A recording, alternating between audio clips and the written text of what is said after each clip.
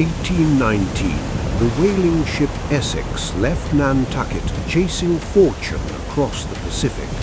What it found instead was a nightmare.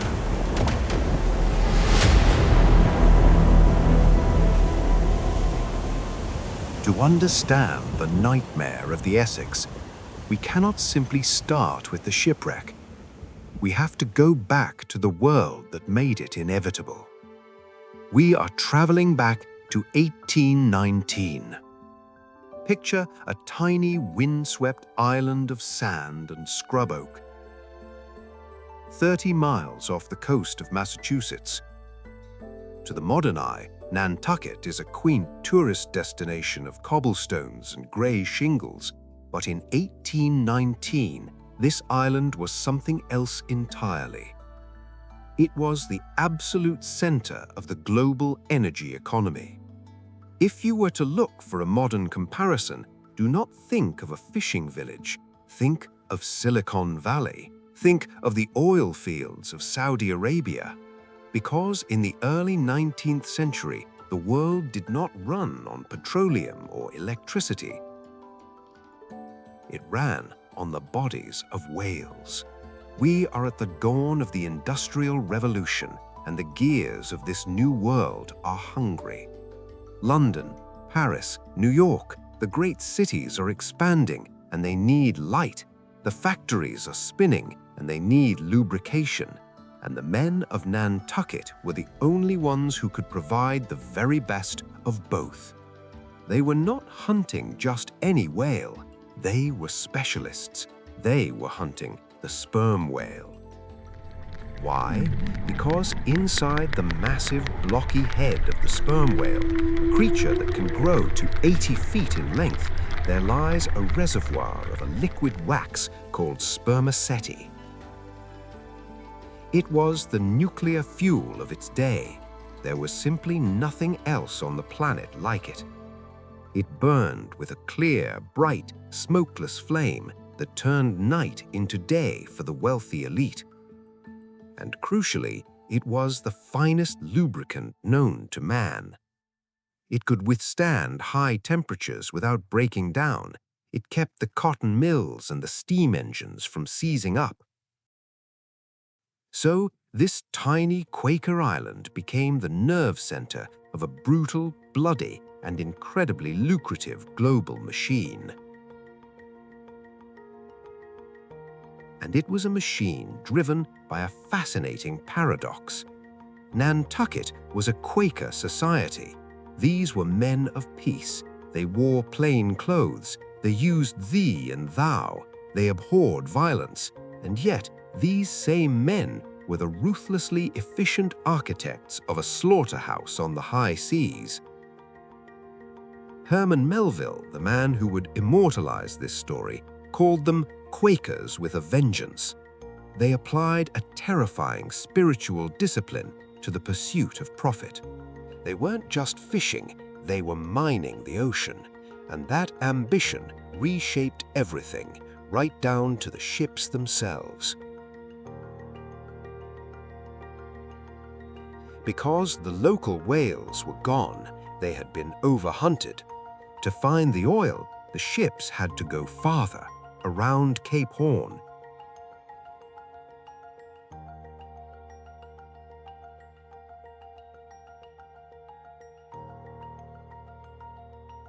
Into the vast, empty Pacific.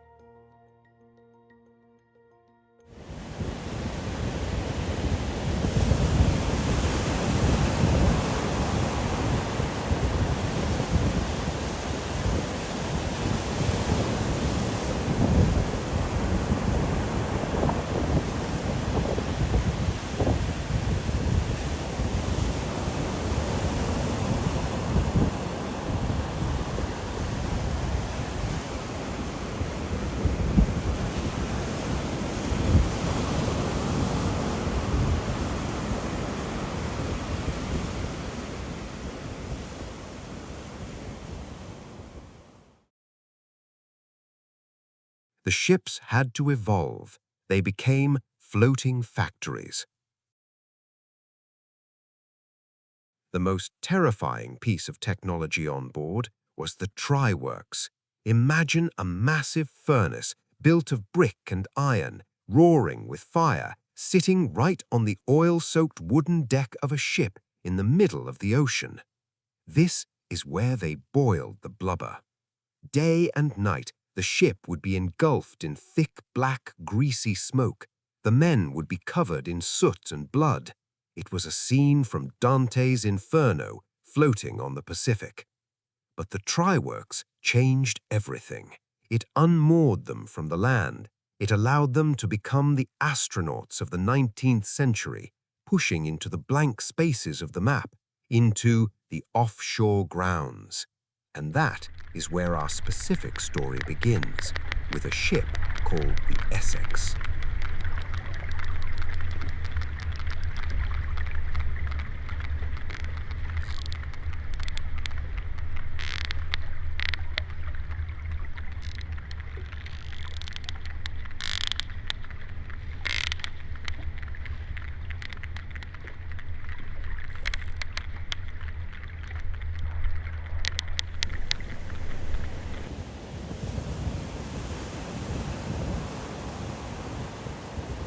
The Essex was not a majestic vessel.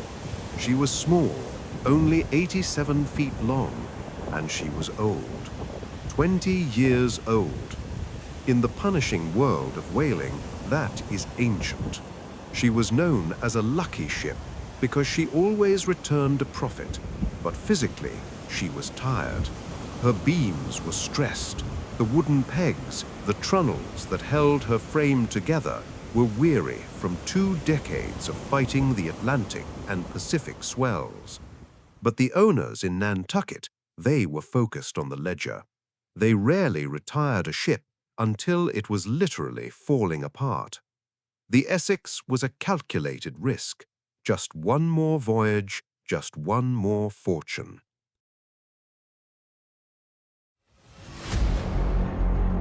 On August 12, 1819, she slips her moorings. On board is a crew of 21 men, and if you look closely at the manifest, you see a perfect cross-section of early American society and its fault lines. At the top, you have the Nantucket elite, the kin, the captain, the mates. They are white, they are related, and they are the aristocracy of the island. At the bottom, you have the green hands, and crucially, 7 African-American sailors, free men recruited from off-island, hoping for a fair wage. But on a whale ship, democracy is a myth. There is a strict hierarchy, and as we will see, when the food runs out, that hierarchy becomes a list of who lives and who dies. The command structure is fragile. The captain is George Pollard. He is only 28. It is his first command. He is a man who seems to lack that hard iron edge needed to rule a crew at the end of the world. His first mate is Owen Chase, 21 years old. He is younger than the captain, but he is aggressive, he is skilled, and he is arrogant.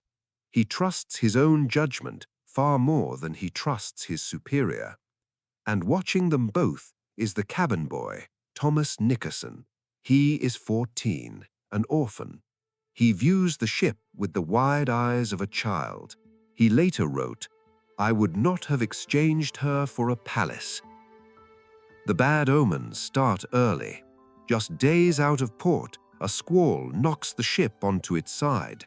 It is a terrifying moment. But the real damage is to the equipment. They lose 2 whaleboats. Now, a whale ship carries spare boats, but the Essex does not replace them properly.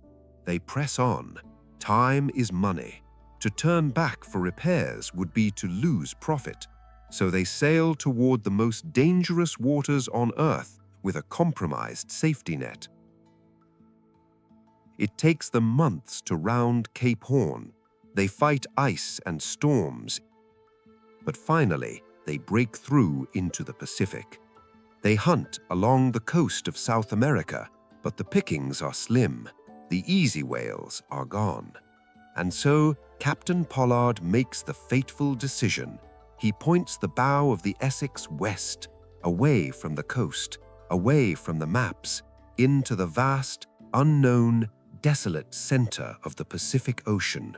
They are heading for a place that existed only in rumors, a place where the whales were said to be plentiful and the islands were said to be inhabited by monsters.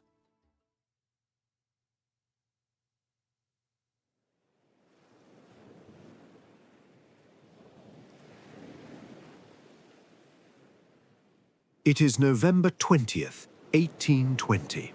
The Essex is more than 1,000 miles from the nearest land. The day is perfect. The sun is shining. The water is calm. Lookouts spot a pod of whales. The excitement is electric.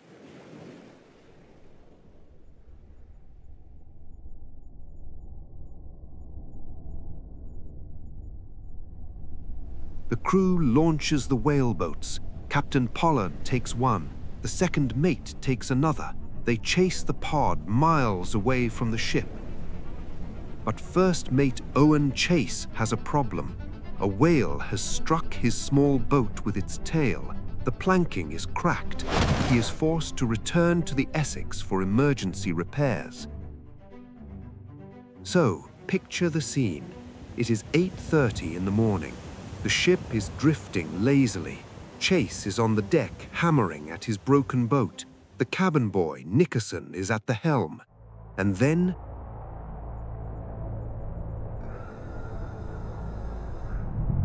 they see it. Off the port bow, a sperm whale. But not just any whale. This is a male. And it is colossal.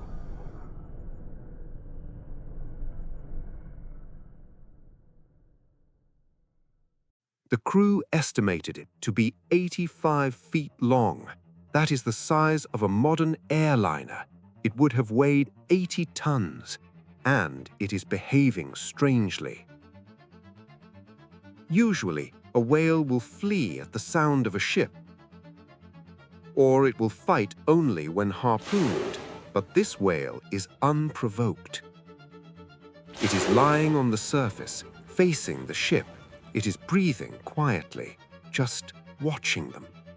Owen Chase freezes. He has hunted these animals his entire adult life. He knows their behavior, and he knows that what he is seeing is wrong. Suddenly, the whale spouts. It dives, but it doesn't go deep. It turns. It accelerates. It is coming straight for the ship. The impact is deafening. 80 tons of living muscle slams into the side of the Essex like a battering ram. The entire ship, 238 tons of oak and iron, is stopped dead in the water. Men are knocked off their feet. The galley dishes shatter. The whale passes underneath the hull. It surfaces on the other side. It appears stunned. Owen Chase grabs a lance. He has a clear shot. He can kill it right now, but he pauses. The whale is floating right next to the rudder. Chase calculates, if I stab him, he will thrash. His tail will destroy the rudder. We are 1,000 miles from land. We cannot lose our steering. So, he lowers the lance. He bets on logic. He bets that the animal will swim away. He loses that bet. The whale recovers. It swims a few hundred yards off the bow, and then it turns around. Chase writes that the animal appeared to be seized with tenfold fury and vengeance. It was snapping its jaws. This was not instinct. This was calculation. This was rage. The whale charges again. This time it is swimming faster than the ship can sail. It is a biological torpedo. It strikes the bow. The sound is the sound of a tree snapping, amplified 1,000 times. The heavy oak planks are crushed like an eggshell. The bow is driven underwater. And then the whale disengages. It swims off into the deep blue and is never seen again. The Essex begins to groan. The water rushes in. The realization hits Owen Chase with the force of a physical blow. The ship is finished. The palace is dying. The chaos is absolute. The ship is capsizing. The steward, a brave African-American man named William Bond, dives into the flooded cabin.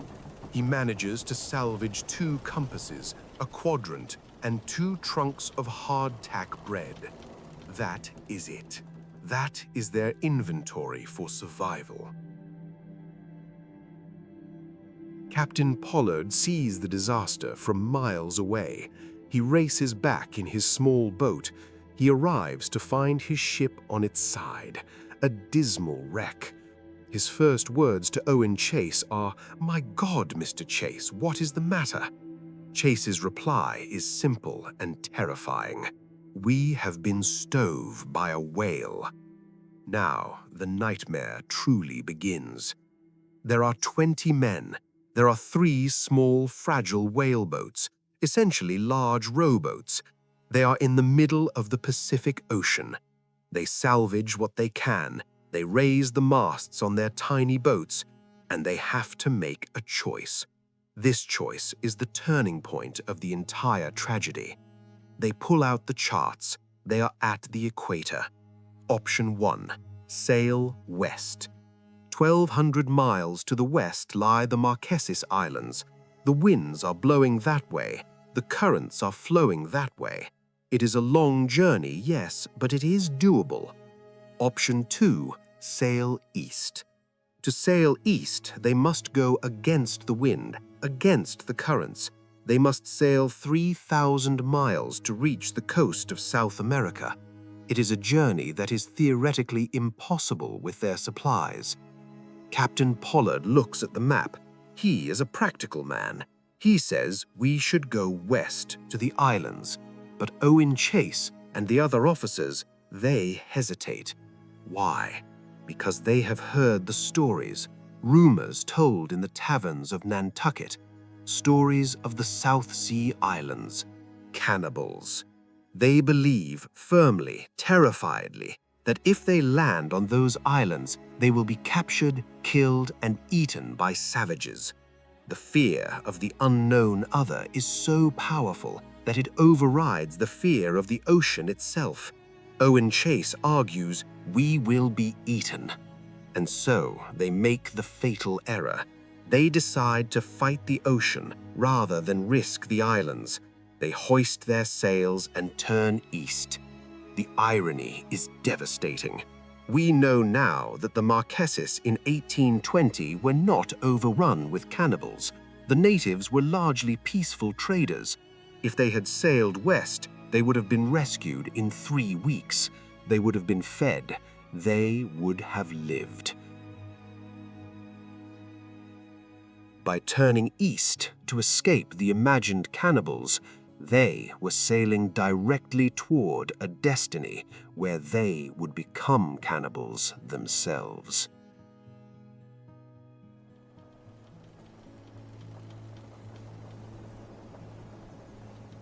The first month is a slow torture. The sun in the Pacific is relentless. There is no shade in a whaleboat. Their lips crack and bleed. Their tongues swell in their mouths until they can hardly speak. They are existing on a few ounces of bread and a half cup of water a day. The boats are leaking. The sharks begin to follow them. They can hear the scraping of sandpaper skin against the thin wood of the hulls at night. In December, they stumble upon a tiny rock of an island, Henderson Island. It looks like salvation, but it is a trap. There is a small spring, but it is tidal. There is almost no food. Within a week, they have eaten every crab and bird on the rock. They realize if they stay, they will all die. But three men look at the open ocean, and they look at the rock, and they decide they cannot get back in those boats. They choose to stay behind on the island. The other 17 men sail on. Now the separation begins. On January 10th, the second mate, Matthew Joy, dies. He was weak before the voyage began. They sew him into his clothes, they tie a stone to his feet, they slide him into the black water. 2 days later, in the middle of a dale, the third boat, carrying Owen Chase's second-in-command and 5 others, is separated. It disappears into the mist.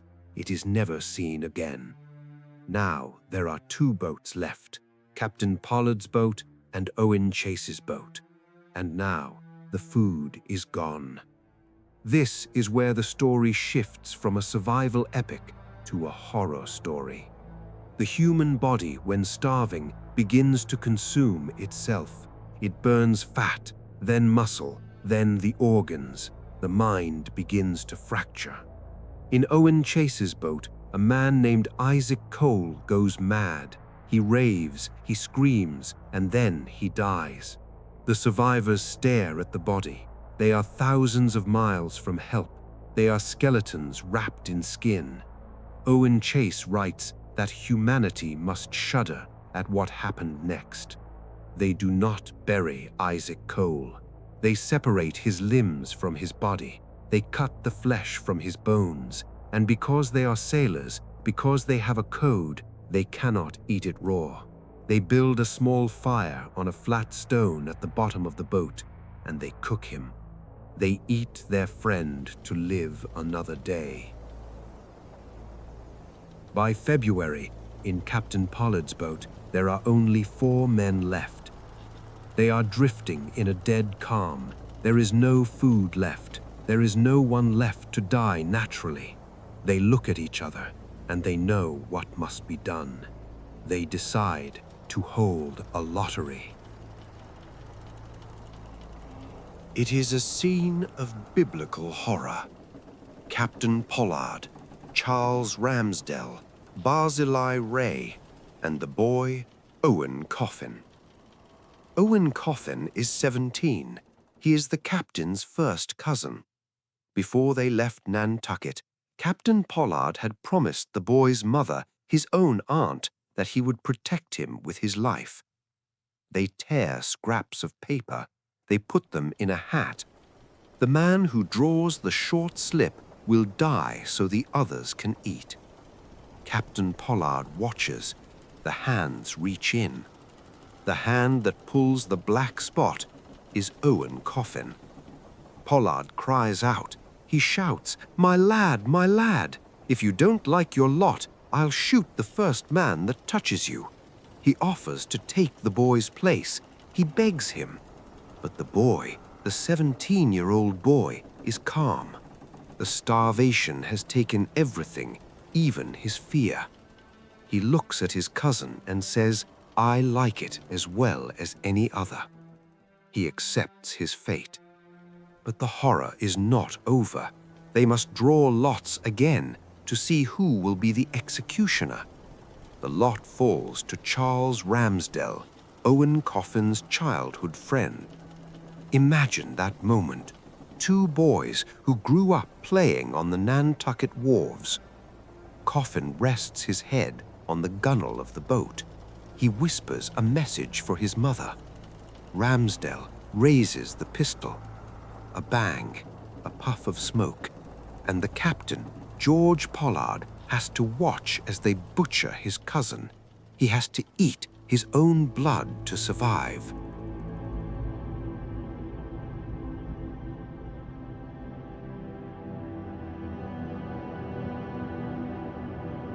On February 18, 1821, 90 days after the ship sank, a British ship spots a small boat drifting off the coast of Chile. They find Owen Chase, the cabin boy Nickerson, and 1 other man. They are surrounded by bones. Their skin is covered in ulcers. They are barely human. 5 days later, another ship finds Captain Pollard and Charles Ramsdell. The rescuers reported that the 2 men did not even look up. They were curled in the bottom of the boat, clutching the bones of their shipmates, sucking the marrow, their pockets filled with human fingers. They were so traumatized, they resisted rescue. They didn't want to let go of the food. Of the 20 men who sailed on the Essex, only 8 survived.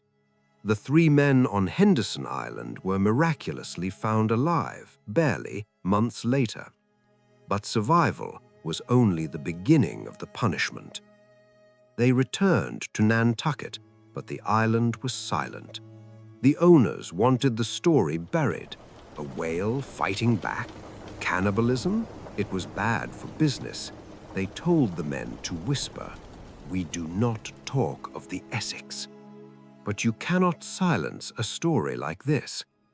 Captain Pollard tried to go back to sea. He was given a second ship, the Two Brothers. 2 years later, he wrecked it on a reef. The sailors branded him a Jonah, a cursed man. No owner would hire him. No crew would sail with him. He spent the rest of his long life on Nantucket as the night watchman, a lowly, solitary figure, walking the dark streets with a lantern, alone with his ghosts. Every year, on the anniversary of the lottery, he would lock himself in his room and fast. Owen Chase, he dealt with it differently. He became a hard, ruthless captain. He made money, but his mind fractured. In his old age, he began to hoard food. He would hide moldy bread in the attic of his mansion. He would cry uncontrollably. He could never escape the boat. But the story had one final massive ripple effect. Decades later, a young writer named Herman Melville met the son of Owen Chase at sea. The son handed Melville a copy of his father's secret memoir. Melville read it, and he became obsessed. He took the tragedy of the Essex, the white whale, the vengeful attack, the sinking, and he transformed it. He turned it into Moby Dick. But Melville changed the ending. In his book, everyone dies except the narrator.